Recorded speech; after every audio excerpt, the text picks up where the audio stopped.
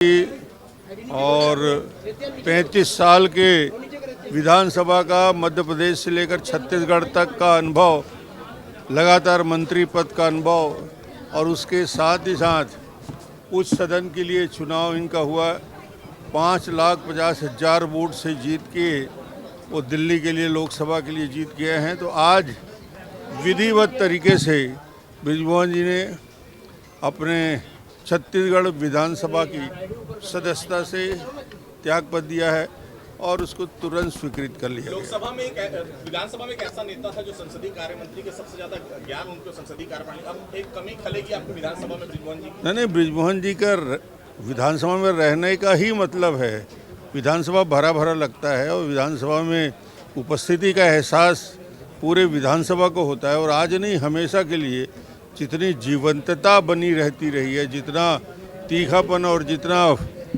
विद्वता के साथ अपनी बात प्रस्तुत करते रहे, तो निश्चित रूप से ये हमारे लिए सभी नए विधायकों के लिए बहुत विधानसभा का अनुभव रहा है।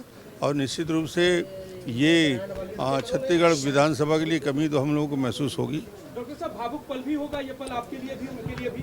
हाँ, निश्चित रूप से जो इतने 40 साल के राजनीतिक जीवन में लगातार मिलके सब काम किए हैं, मगर कहीं कोई दूर नहीं जा रहे हैं, दिल्ली जा रहे हैं तो एक बड़े पद की ओर आगे बढ़ रहे हैं और राष्ट्रीय परिप्रेक्ष्य में अब उनको अवसर मिलेगा जहां देश की समस्याओं के संबंध में अपने विषय और छत्तीसगढ़ को बेहतर तरीके से दिल्ली के हाउस में रखने का काम और मंत्रियों के बीच जाकर छत्तीसगढ़ की आवश्यकता को बताने का अवसर बृजमोहन जी के नेतृत्व में हमारे विधायक सांसदगण करेंगे।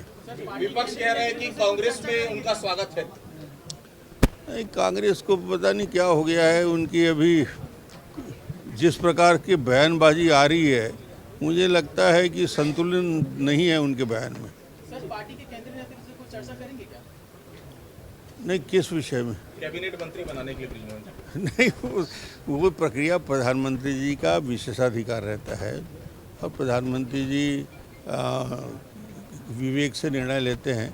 इसमें किसी भी मंत्री के लिए, किसी विषय को लिए, ये हम लोगों के अधिकार क्षेत्र का बाहर है। एक बात और आ रही है डॉक्टर साहब की, कई लोग ये कह रहे हैं दबी जमाने बृजमोहन जी को राज्य की राजनीति से दूर करना था, इसलिए दूर भेज दिया गया, ऐसा कुछ है क्या? नहीं, कुछ लोग इस प्रकार की बात का मजा लेना चाहते हैं, मगर ये एक बड़ी उपलब्धि रहती है जब हम लोकसभा के लिए जाते हैं, बड़े कैनवास पे और बड़े काम करने के लिए जाते हैं, तो निश्चित रूप से नए दरवाजे खुलते हैं।